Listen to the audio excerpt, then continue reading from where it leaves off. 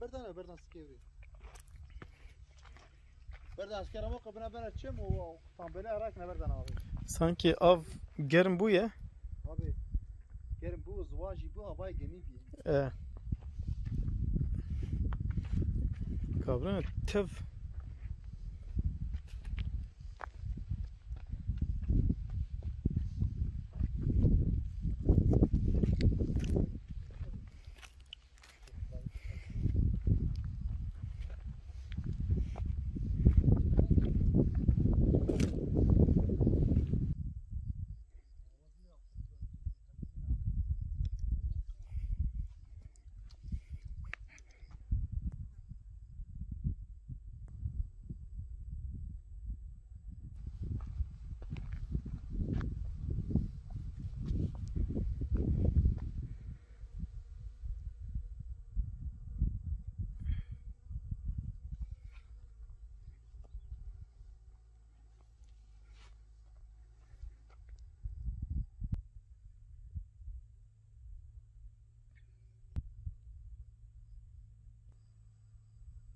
Bu birkaç ay içerisinde genellikle böyle ihbarlarla karşılaşıyor. Şu anda özellikle İlusu'nun kenarında ve Batman çayı kenarlarında daha önce şimdi de Beşiri'de bir ihbar vardı yine aynı şekilde. Şu anda da yine İlu nehrin üzerinde Zirek Köprüsü'nde de öyle balık yavrularının ölümünü bize ihbar geldi. Şu anda biz 3 yerde de daha önce iki yerlerden de Beşiri'de de meydana gelen o göletteki ölümlerle şu anda yeni basına da size de ifade ettiğiniz yansıyan yerde hem su numunesi hem de balıklarla ilgili numuneleri aldık.